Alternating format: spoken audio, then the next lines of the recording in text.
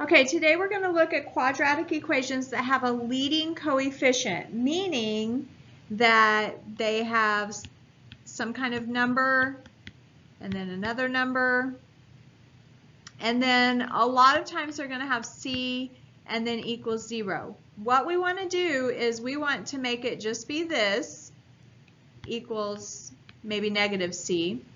And then we're going to factor out this leading coefficient. That's our leading coefficient because it's the first number on our first term. Okay, for this lesson opener, you're supposed to factor the leading coefficient. The leading coefficient is this first coefficient from the term on the left side of the equation. So let's factor out what we can. We can factor out 3, which would give us x squared minus 3. We could also factor out 3x, which would give us x minus 3. Depending on what we're trying to do, we could do it either way. In this case, they go ahead and just factor out just the 3 because we want that x squared so that we're in a quadratic form. Let's look at this next one. We factor out the 2, and whenever we factor out a 2, we have to make this be 5 over 2 because 5 over 2 would equal 5. There's nothing else that could factor out, but we're specifically told to take out this leading coefficient. Okay, now we're supposed to divide each equation by the leading coefficient. This is our leading. So we're going to divide by 2 here. And when we do that, we end up, if we divide by 2, divide by 2, divide by 2, 0 divided by 2 is 0. We end up with x squared equals 3x. Here we're going to divide by negative 6, negative 6, negative 6. This is a negative and a negative. And this is a negative and a negative, so we're going to end up with positives here. And then this next one, we again divide by negative 5. Whenever we do this, we have to divide all the way across the equation. And notice this is not divisible, so we just leave it in fraction form. When you're given a number where there is a leading coefficient, the best thing to do is just go ahead and divide everything by that a.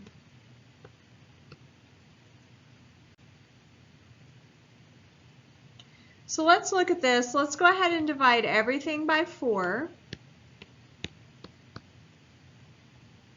And when we do that, we end up with x squared plus 4x minus 2 equals 0.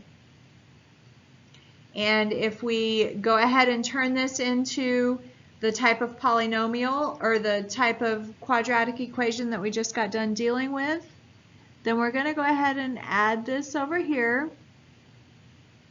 And we end up with x squared plus 4x equals 2. Let's go ahead and keep going with this.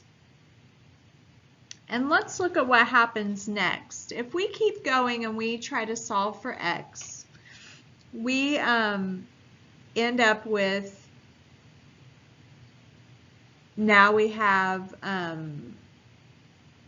x squared plus 4x plus 4 equals 6. And when we look at this, we can actually square this. Let's find the square root of that. It's plus or minus 6. And then let's go ahead and subtract our 2 out. Now we have solved for x. And we have negative 2 plus or minus the square root of 6.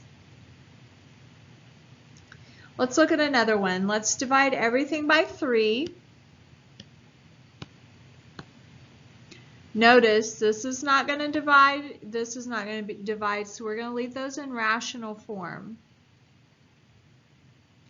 And whenever we do this, we're going to go ahead and just keep doing things to get x by itself.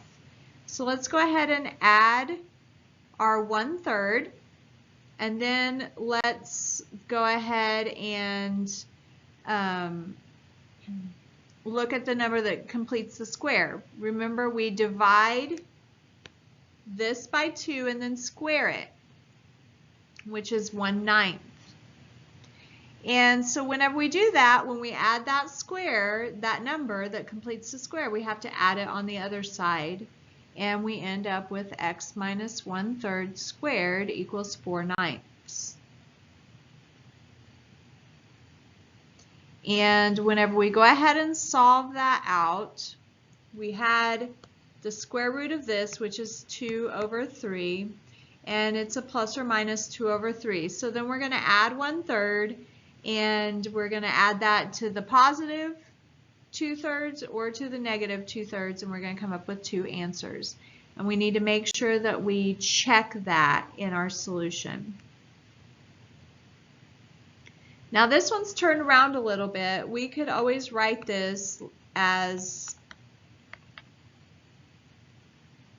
2x squared, or we could just go ahead and start moving over.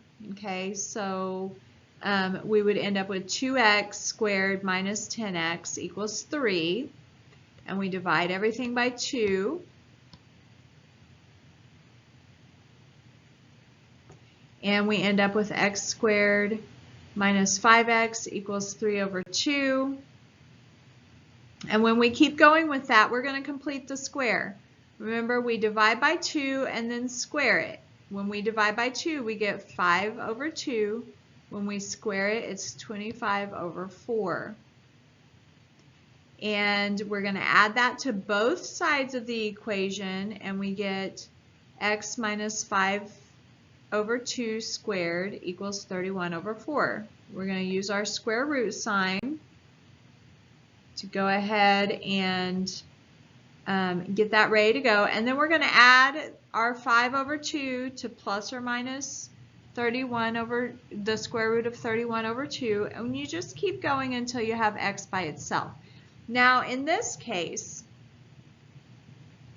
we have common denominators, and we know that we're going to either add this or subtract it. So we can write this just like this. If we want to keep going, if we're told to give an answer to the nearest 10th or the nearest 100th, then that means we need to put that into our calculator and actually get a decimal.